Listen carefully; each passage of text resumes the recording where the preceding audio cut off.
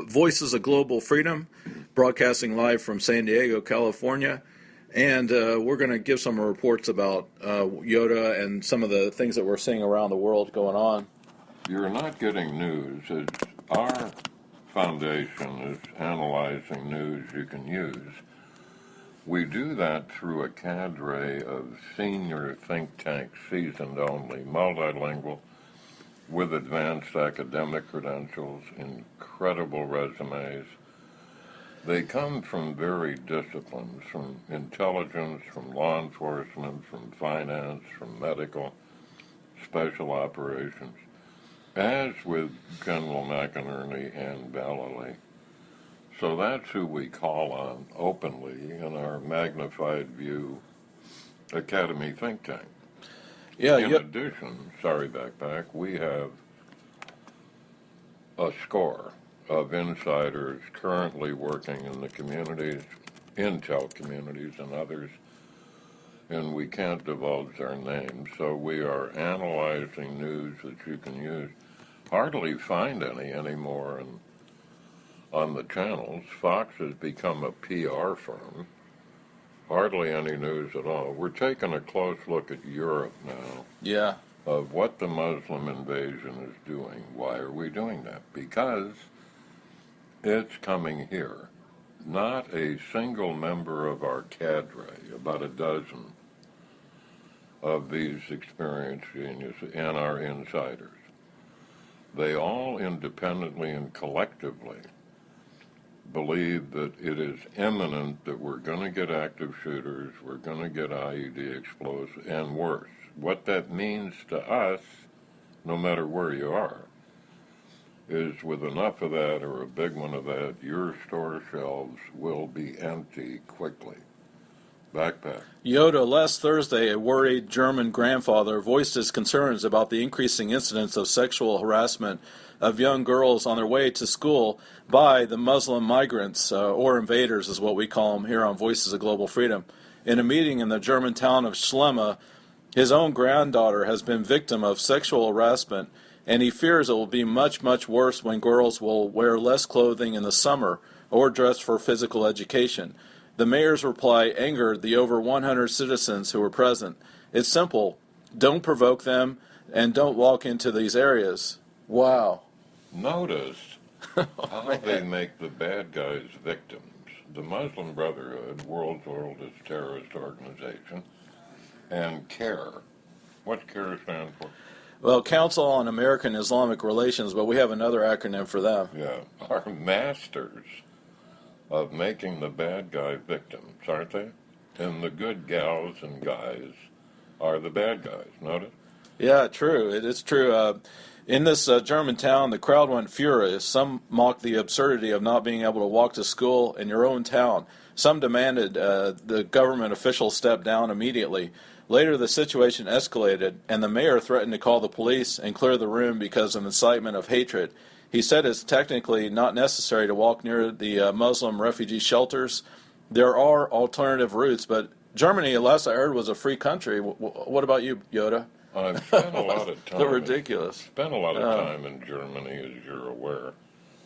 Recently, again, New Year's Eve, an estimated 1,000 throughout Germany, in Cologne, whatever you like, the big cathedral thing with the square, openly raped some incredible number, maybe 50 gals, and it happened again last week in Cologne. The goofy mayor, named Henrietta, has turned the tables on the poor well, maybe they shouldn't be there, and they should keep their distance from the Muslims, and boys will be boys and all that. What else do you have now? Why we're looking at Germany and Europe is it's coming here imminently, soon.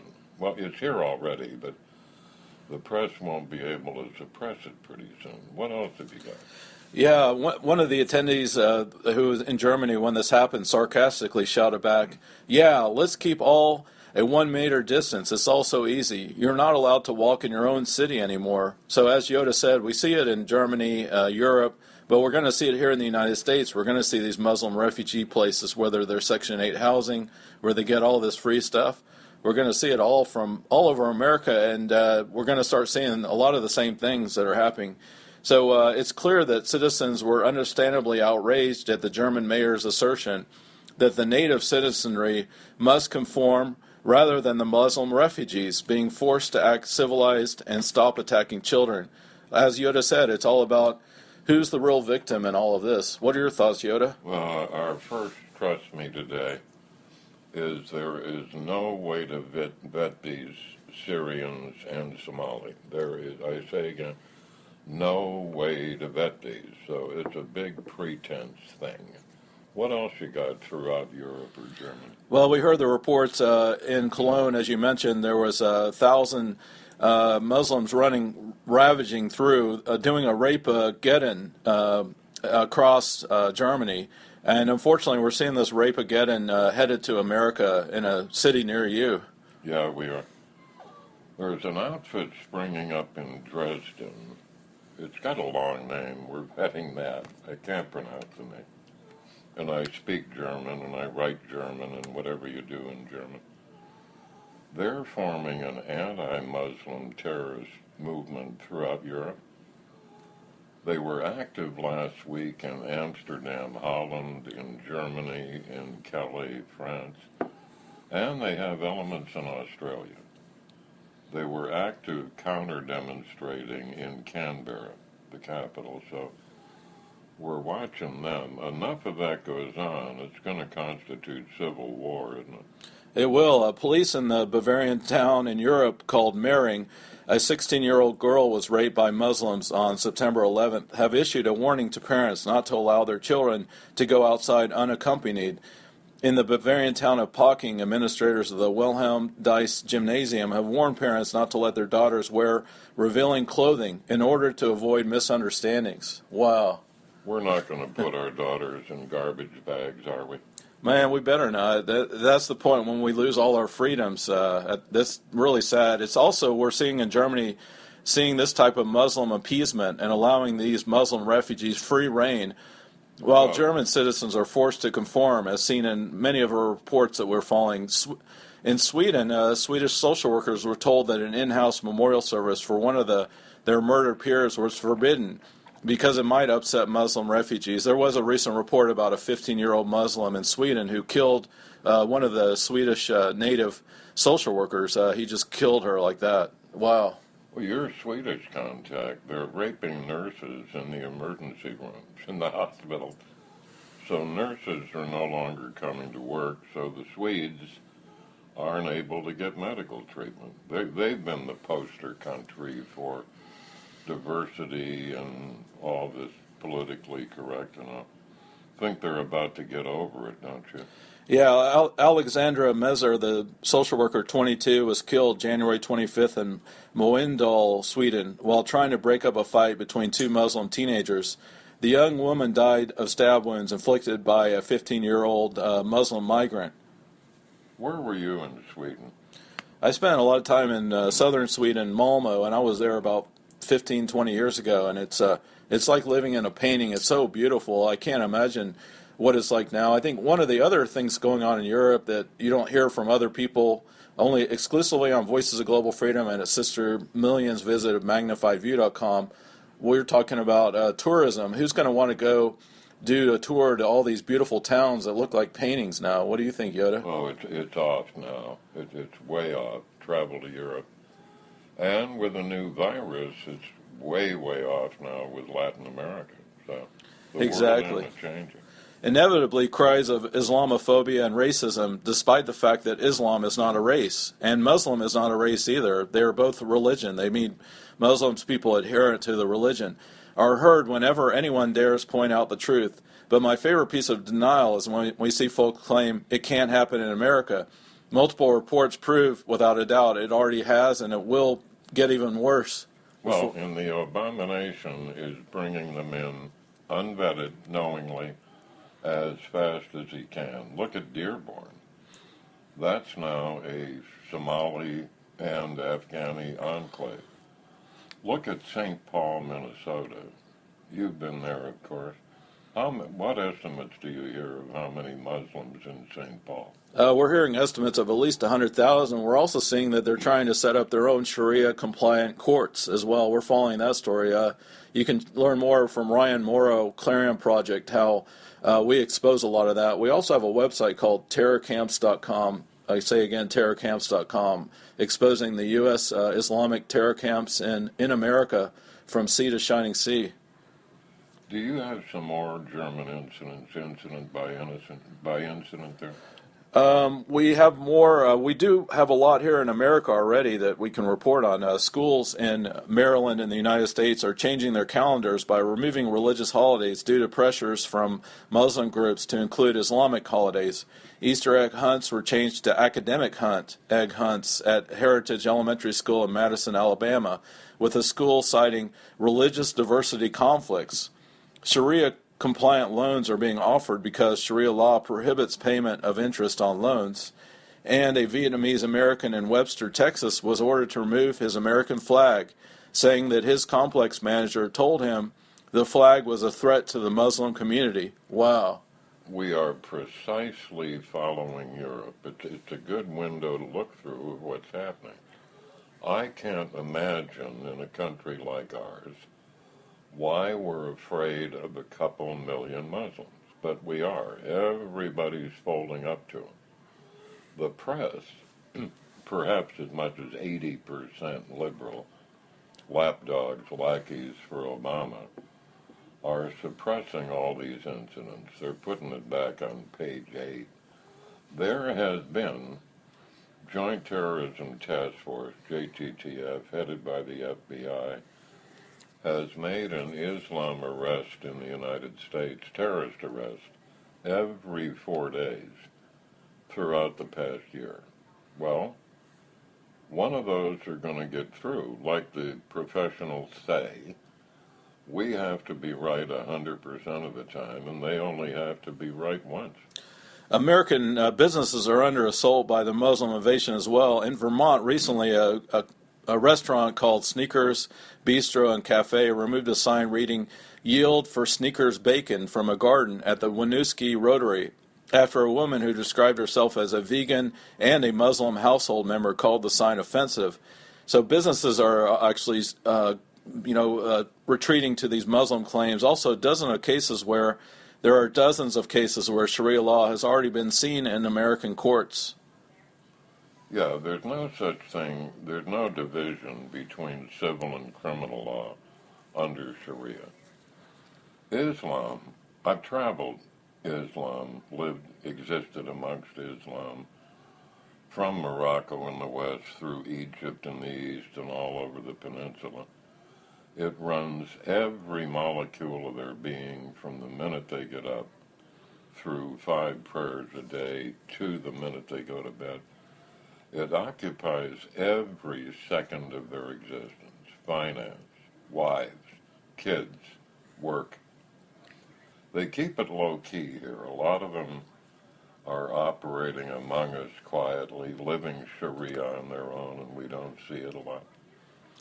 What's your favorite word in Arabic? Tikal, or what is it? There's a word called taqiyya, which means that Muslims, Islam, Sharia followers are mandated to use lies and deception. They'll even claim they're Christians just so that they can conquer the world, basically. But we call it taqiyya. It's the word is taqiyya, but conquer the world it is. That the last serious caliphate was 1925, Ottoman Empire in Turkey, and this is certainly a serious one with ISIS. They are now in more than 40 countries. 5 times where Al-Qaeda, of course, is all over the globe now. There are 4 times more serious Al-Qaeda elements than when Obama came to power. What a mystery. yeah, the mindset of Islamic appeasers isn't the only disturbing issue, as we see in a WND report from September 2015, where a school board meeting became chaotic due to a room full of angry Muslim parents who were denied a last-minute request by members. Tempers were so raw last Thursday when the Jersey City Board of Education decided not to close schools for the Muslim holiday of Eid that officials had to order security to take charge. The holiday falls on September 24th. One woman who's a Muslim Islam Sharia follower, she said, "We're going to be the majority very soon," said the woman into a microphone on WNBC TV, reported on September 17th. I don't get it. Their estimates, you got to catch them to count them, but their estimates as low as 1% of the U.S. population, as high as 3%. The Brotherhood and CARE claim 5%, which is certainly an exaggeration. Chat room loyalists, why is our land of the free, home of the brave, afraid of 1% of these invading, raghead, murdering, raping Muslims? What's it about? I don't get it, really. Why we're folding up, acquiescing to them. It's not radical if you read the Quran. It is fundamental. Recent surveys, big ones, have 99% of those surveys preferring Sharia law over our Constitution.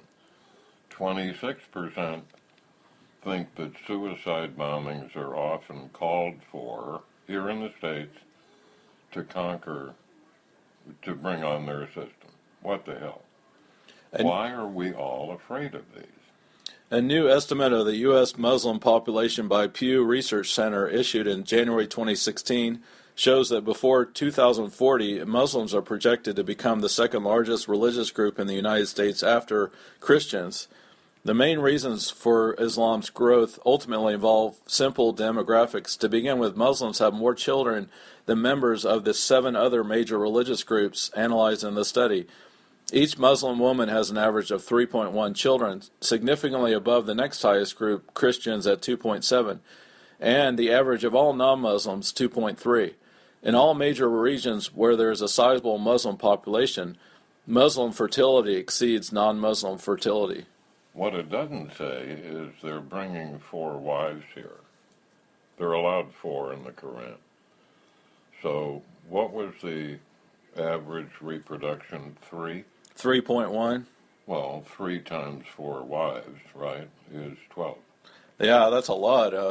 It was also reported in December 2015 that the United States issued 680,000 green cards to migrants from Muslim-majority countries in the 5-year period encompassing 2009 through 2013. This 680,000 number is not an estimate of total migration, as it does not include temporary migrants who return home, nor is it an estimate of population change, as it does not include births or deaths, among other considerations. Got any more Europe good stuff? Because it's coming here. It's finally getting out in Europe. Europe went way left, as you know. But it's to such extent now, burning thousands of cars in and around France, particularly Paris, like that. The press in Europe finally had to start publicizing that. Yeah, we're following reports about what's going on in Europe, and we learned from our guest today, the good generals, what's going on around the world. So we're looking up some of the more recent breaking news. Here's one. Let's see.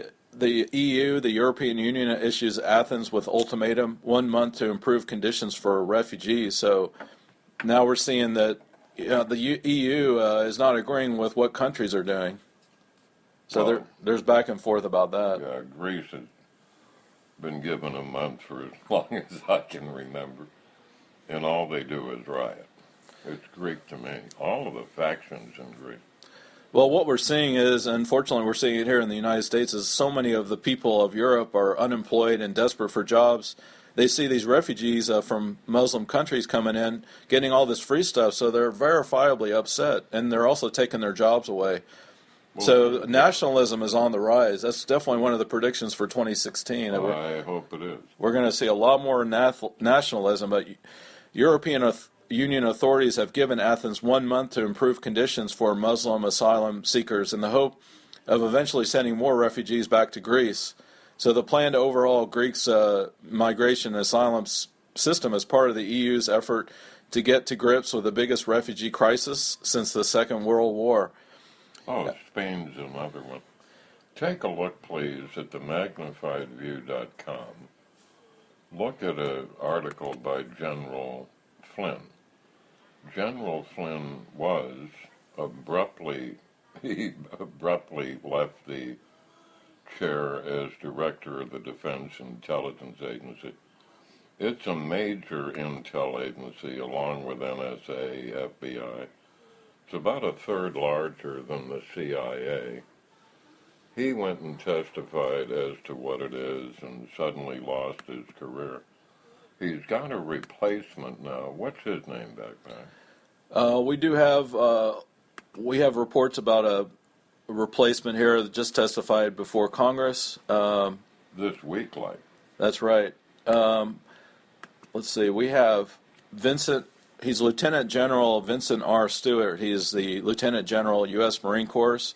It was earlier last week we had Chairman McCain, Ranking Member Reid, and members of the committee are invited the Defense Intelligence Agency, Lieutenant General Vincent Stewart, assessment of the global security environment and to address the threats facing the United States. They include a list of multifaceted challenges, adversaries, asymmetric threats, the emergence of foreign militaries with near-peer capabilities, and highly adaptive transnational terrorist networks. This statement, for the record, has organized these threats regionally, followed by global issues such as cyber, international terrorism, foreign intelligence agency capabilities, to include insiders' threats. These issues taken together reflect the diversity, scope, and complexity of today's challenges to our national security. Well, we need some preparation, it's obvious. It's not that an active shooter or an IED is going to explode in your backyard.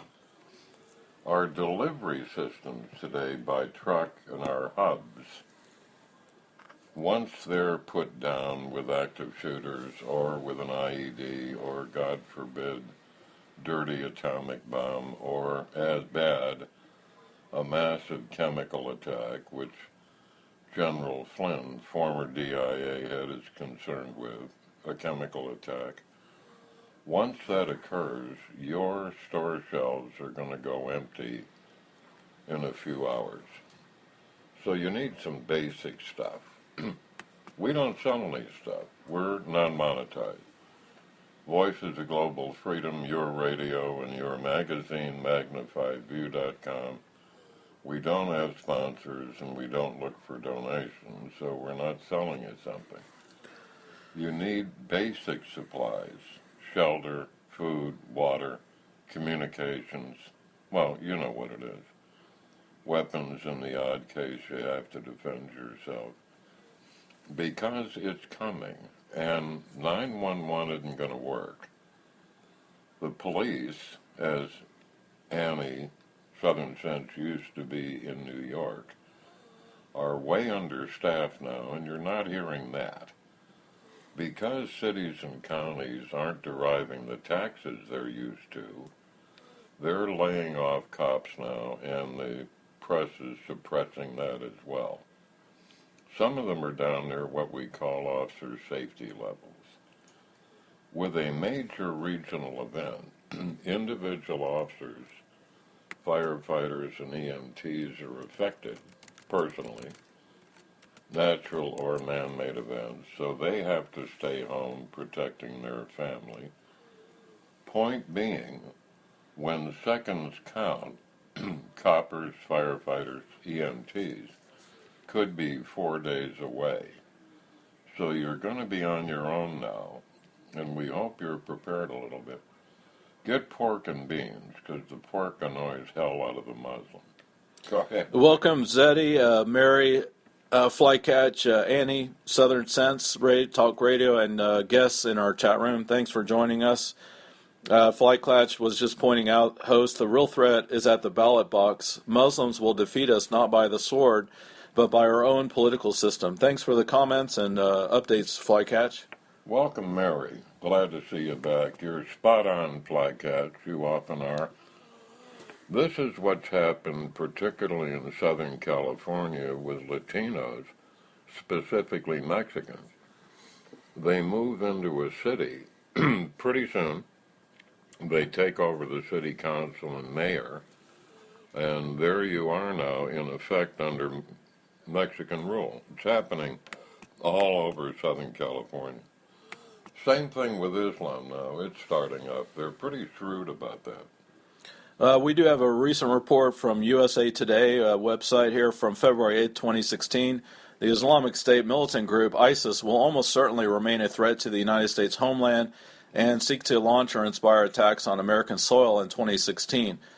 A top United States intelligence official warned Tuesday attacks in the United States by the group, also known as ISIL or ISIS, will probably continue to involve those who draw inspiration from the group's highly sophisticated media without direct guidance from ISIS leadership, says James Clapper, Director of National Intelligence. He testified in a rare public hearing on Capitol Hill about intelligence threats facing our nation.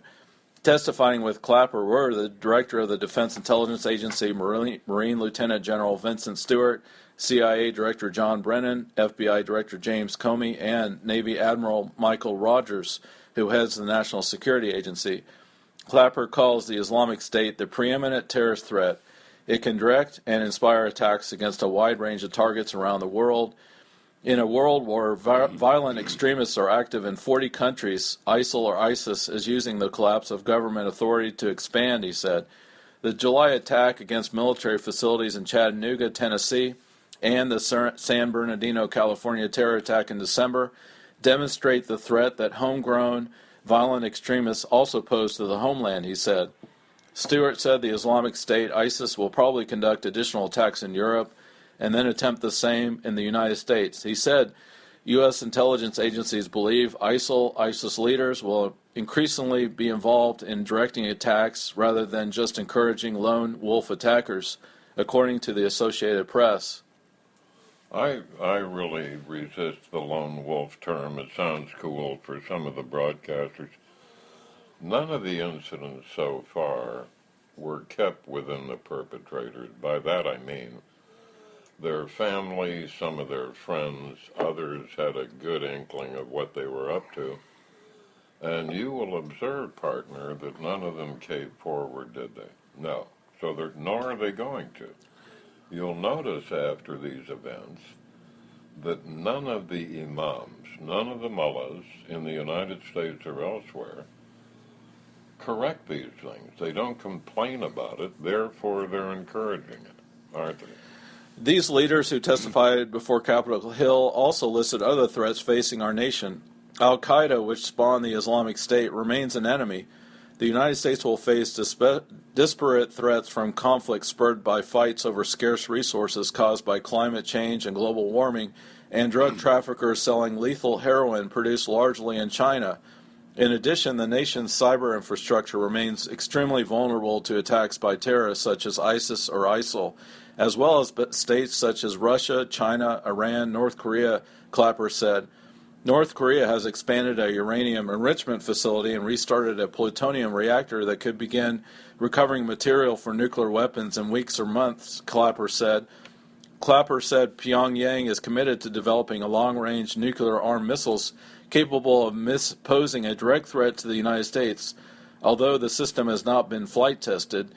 We just learned exclusively here on Voices of Global Freedom, MagnifiedView.com, about the satellite that flew over the Super Bowl from our general friends. What are your thoughts about that, Yoda? Well, I've got a prediction. Yeah, that was an amazing, subtle threat, wasn't it? They missed the game by an hour, but their satellite flew directly over the football stadium. They work closely, of course, with Iran. They work closely with Pakistan. They work closely with Russia, with whom we have been at proxy war since 1945. Take a look at MagnifiedView.com, look for the article. It indicates that we have been at war or military conflicts, whatever the hell that is, constantly for the past 40 years. Some of them overlap, but it enumerates all of the wars we've been in, including today. I noticed today that we're putting another battalion, about 500 guys, back into Afghanistan. So Obama declared the war was over, a year ago? I don't know. And now he's dumped another battalion back into Helmand Province. Is that going to go on forever, or what are we doing back there? It does seem to be going on forever. Meanwhile, Iran's Islamic Revolutionary Guards, which is conducting military operations against the United States, supported forces in Syria and Yemen have not changed its behavior since the deal was signed. Iran's ballistic missile launches in October and November are a message that they continue to develop their missile program despite whatever, I don't even call it a deal, whatever Obama did with Iran.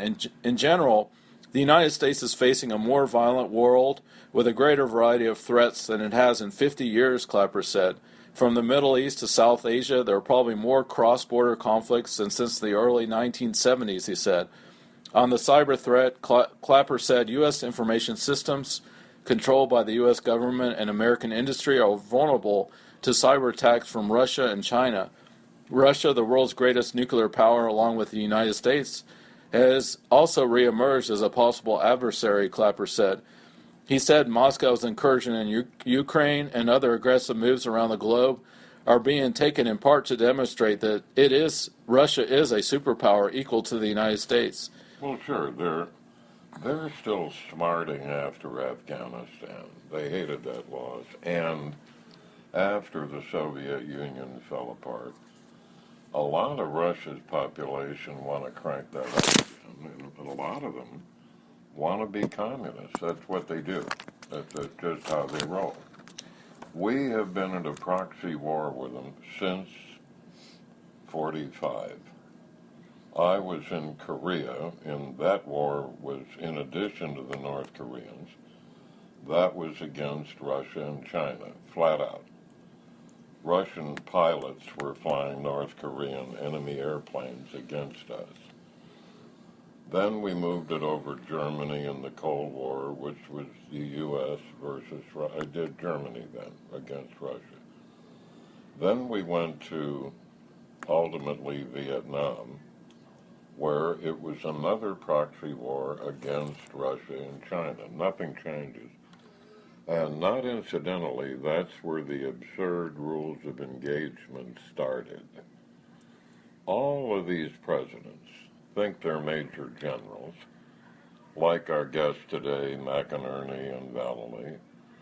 They sit around the White House providing direction down at battalion level. Back in the Nam, it took 6 hours to get information to the White House. They would screw around considering the time change, 6 hours to go back. They were actually directing battalion-sized operations out of the White House. But they all do this. Another one they do that most people aren't aware of, they get intelligence from the intel community. Then they change it to suit their narrative. Then, if it goes south, they blame the intel community for bad intel. Let me do that once more quickly. So the White House gets intel from the community. This is highly secret. It's top secret or possibly compartmentalized. Now they change it to fit their narrative, what they want to read, what they want to see. Then when it goes south, they say, yep, we had bad intel. Do you love that one? Yeah, speaking of intel, we do have to give the Raspberry Award this week. Can we hear a drum roll? You got it. That's it. All right. That's a drum roll there. We have to give Hillary Clinton again. Once again, she is the winner for the 21st Century Raspberry Award for her using a public server to send all those emails with top secret information. And we're seeing now that the FBI is talking about possibly doing some indictment, but they've got to get Loretta Lynch, who's the Attorney General of the United States, to do the indictment against Hillary. And what's the latest you've heard about that, Yoda? Pretty much the obvious. Lynch, you called her Lyncher or somebody. Anyway, under mandate from Obama, who's communicated with Hillary on that insecure server. She may put a federal grand jury together. That'll take as long as she can. She would have to prosecute that, and it'll be the weakest prosecution anybody ever imagined. It's said about grand juries you can get a ham sandwich indicted or a pill, but my guess, she'll produce the weakest prosecution anybody ever thought of. Grand jury will say, no, there's insufficient evidence for indictment, and it'll go away again. I think that's the worst but obvious case. What's the chat room think about where all that server stuff is going? In a sleeper there is the foundation. Yeah. The Hillary Foundation has been crooked as a barrel full of fishhooks, so they're investigating that as well. Exclusively here on Voices of Global Freedom, we do have a transcript from Governor Dick Lamm. He was the former Democrat governor of Colorado, and he talks about many of the things of how to destroy America, and was spot on about all the things Obama's doing right now. So we have some of that updates. Do you have that? Yeah, we That do. is wonderful. It points out what diversity is doing to us, and it points out how the Muslims are taking advantage of that now here, and how the Latinos are. That is a brilliant bit of business. You got the transcript? Yeah, we have it right here exclusively on Voices of Global Freedom. Former Governor of Colorado, Dick Lamm, in his context, his thoughts are particularly poignant. Last week there was an immigration overpopulation conference in Washington, D.C., filled to capacity by many of America's finest minds and leaders. A brilliant college professor named Victor Hanson Davis talked about his latest book, Mexifornia, explaining how immigration, both legal and illegal, was destroying the entire state of California. He said it would march across the country until it destroyed all vestiges of the American dream. Moments later, former Colorado Governor Richard Dick Lamm stood up and gave a stunning speech on how to destroy America. The audience sat spellbound as he described 8 methods for the destruction of the United States. He said, if you believe that America is too smug, too self-satisfied, too rich, then let's destroy America. It's not that hard to do. No nation in history has survived the ravages of time. Arnold Toynbee observed that all great civilizations rise and fall, and that an autopsy of history would show that all great nations commit suicide. Read that, rascal. It's brilliant, really. It's stunning. It's really brilliant, and here's how they do it, said Governor Dick Lamm.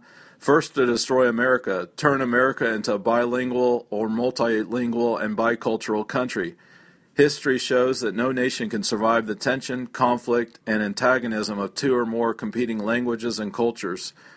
It is a blessing for an individual to be bilingual. However, it is a curse for society to be bilingual.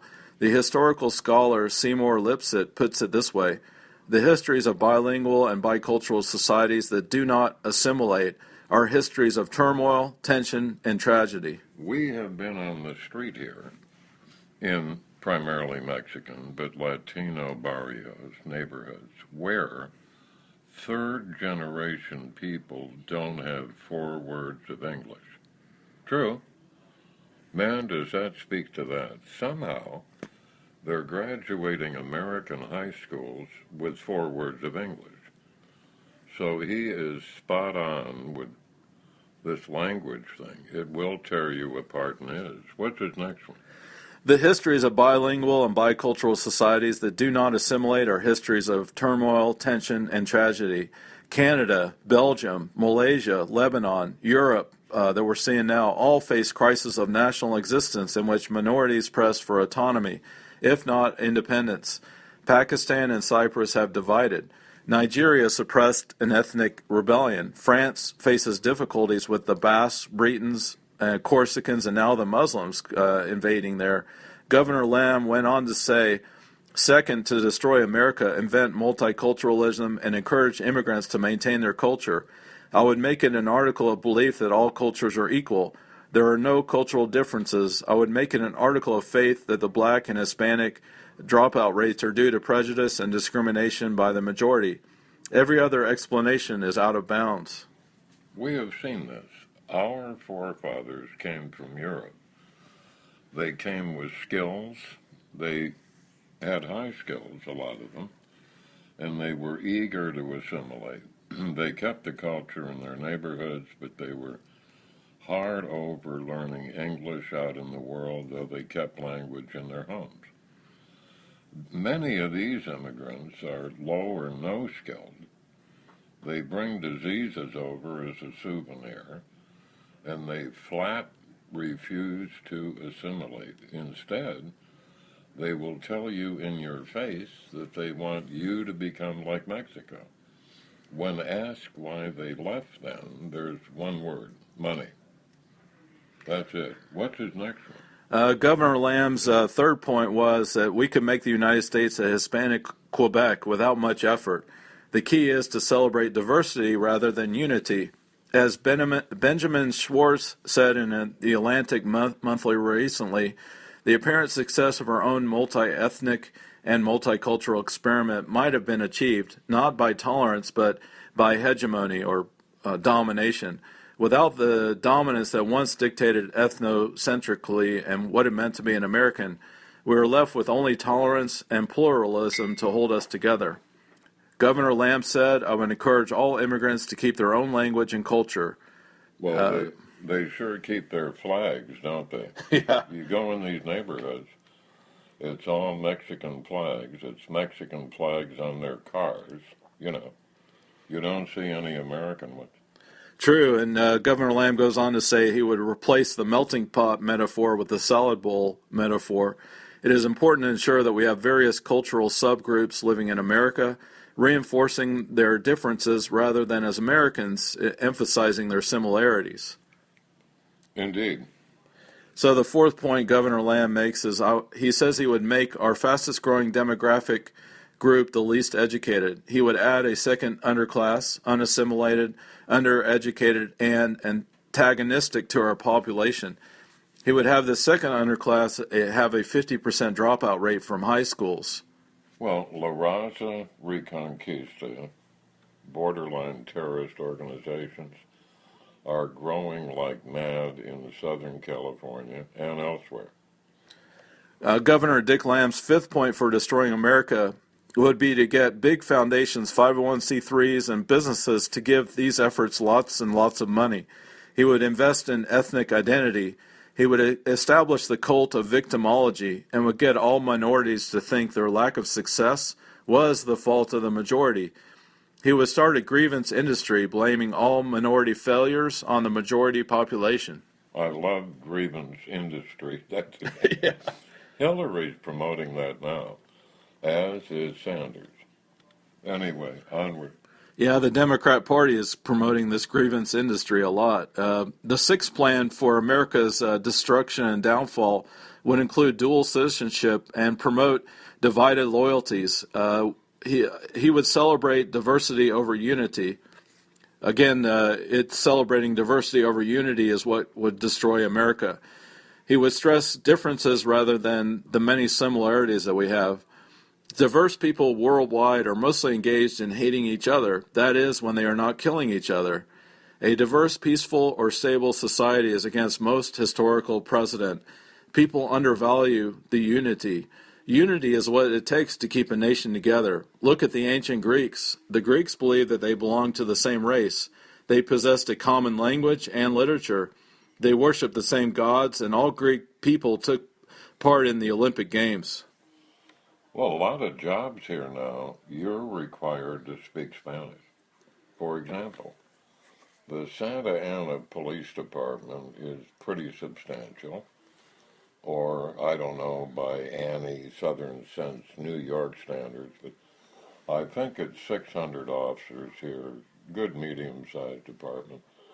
You can't take a test unless you are dead fluent in Spanish. Today. Is that something? Yeah, that's unbelievable. And one of our most famous sayings here in America is e pluribus unum, from many one. And that historical reality, if we put the emphasis on the pluribus instead of the unum, we can balkanize America as surely as Kosovo, which split into a civil war. Next to last, Governor Dick Lamb said he would place all subjects off limit, make it taboo to talk about anything against the cult of diversity. He would find a word similar to heretic in the 16th century. That stopped discussion and paralyzed all thinking. Words like politically correct, racist, or xenophobes halt discussion and debate of any ideas. I love politically correct. They give up their First Amendment right under the excuse of being polite. That is so cool. They're not allowed to say anything. Have you heard of the little cupcakes now that are objecting to Martin Luther King's thing up on university walls? I'm not surprised to hear about that. Oh yeah, he wasn't inclusive enough in his famous speech. He should have included women and everybody and LGBT and I don't know what. So there, a bunch of these little cupcakes are running around universities trying to get that quotation taken down from the walls. Governor Dick Lamb goes on to say, having made America a bilingual, bicultural country, having established multiculturalism, having the large foundations fund the doctrine of victimology, he would next make it impossible to enforce our immigration laws. He would develop a mantra that because immigration has been good for America in the past, it must always be good. He would also make every individual immigrant symmetric and ignore the cumulative impacts of millions of them. In the last minute of his speech, Governor Dick Lamb wiped his brow. Profound silence followed. Finally, he said, "Lastly, I would censor Victor Hanson Davis's book, Mexifornia. His book is dangerous. It exposes the plan to destroy America. If you feel America deserves to be destroyed, then don't read this book." There was absolutely no pause. A chilling fear quietly rose like an ominous cloud above every attendee at this conference. Every American in that room knew that everything Governor Dick Lamb enumerated was proceeding methodically, quietly, darkly, yet pervasively across the United States today. Every discussion is being suppressed. Over 100 languages are ripping the foundations of our educational system and national cohesiveness. Barbaric cultures that practice female genital mutilation, the Muslims, are growing as we celebrate diversity. American jobs are vanishing into the third world as corporations create a third world in America. Take note of California and other states to date. 10 million illegal aliens and growing fast. It is reminiscent of George Orwell's book 1984 in that story. 3 slogans are engraved in the Ministry of Truth building. War is peace, freedom is slavery, and ignorance is strength. Governor Dick Lamb walked back to his seat. It dawned on everyone at the conference that our nation and the future of this great democracy are deeply in trouble and worsening fast. If we don't get this immigration monster stopped within 3 years, it will rage like a California wildfire and destroy everything in its path, especially the American dream. Saturday's show, you need to read the money part of why the border's open. Everybody thinks it's open for Democrat votes, which it is, and for Republican cheap labor. In some part it is, but it's really about the money. Would you read that on Saturday's show, Freddy? Yeah, we'll go over that on the Saturday show. We do have about 5 minutes left. Well, everybody wants to know about the status of your book. Well, I'm glad to thank you, Yoda, for bringing that up. I appreciate that. I've worked a lot over the last 5 years creating this book called Looking Glass Shattered, Cubicle Commando to Constitutional Conservative Leader. You can find that on e-reader, Amazon Kindle, but I'm also working on another version, which is a paperback version that'll be ready soon called the same title, Looking Glass Shattered. It's a series of books called Looking Questions and Answers That Heal Old Wounds. Let me interrupt. We have a new audience here. They're coming over on Wednesday. My partner, Backpack, is an advanced IT computer expert a lot. He made a whole bunch of money sitting in a cubicle for Center for Disease Control, Northrop Grumman, premier Fortune 500 company. He looked up at a poster of a mountain climber, took a notion one day. This is extraordinary. He took a notion, gave a lot of his stuff away, like all his stuff, sold some, threw what was left in a backpack. He hit the road for more than 4 years, becoming a broadcast and print journalist. He walked with kings and didn't lose the common touch. He interviewed homeless and he interviewed senior military officers, politicians like that. He wouldn't tell you about it, but he operated undercover against a Sudanese savage tribal group that's trying to take over Atlanta. He stayed vertical doing that, did similarly against the Black Panther-like group in the Northwest. Anyway, as he went along, he was writing these books. So where do you find the books? Right now, the book is available on Amazon. You can find the Kindle version called Looking Glass Shattered series. It's going to be a whole bunch of books as I get older through my life, and eventually a third one will come out, but I've got 2 versions right now, and the paperback will be out soon on Amazon.com. I'm sensitive. Watch any reference to age at all. And you better learn how to pronounce that general's name or you're going to stay on probation. How much time we got? We got about less than 3 minutes, but one thing that helps, Facebook I've started offering this fairly recently on their Facebook walls, is that you can have a phonetic pronunciation. So I actually wrote it out 100 times how to pronounce our good general friend's last name. Don't. Chat room, we really appreciate and value your being there. The list of guests we've got continuing to come on is extraordinary. We've got Claire Lopez, 22 years CIA. She was covert with CIA in the black. She wasn't out of an embassy with diplomatic immunity. She's lecturing around the country now. Anyway, more and more stunning guests. I'll bet the new Defense Intel guy, after his testimony last week, we'll have him on. I predict he'll be fired like General Flynn was. Yeah, that seems to be the thing, is Obama just keeps firing our military left and right. And anybody who disagrees with Obama is not going to be there very long in his plan to destroy America, as we heard from Governor Dick Lamb, who's a Democrat governor. So thank you, Mary, Zeddy, Flycatch, for joining us today in the chat room, and we appreciate your attendance. God bless. God bless you all, and thank you so much. And look for us here on Voices of Global Freedom and Millions Circulated Magazine, MagnifiedView.com. Find us here on blogtalkradio.com/Voices of Global Freedom. Find us here every Saturday and Wednesday, 4 to 6 p.m. Pacific. Thank you so much.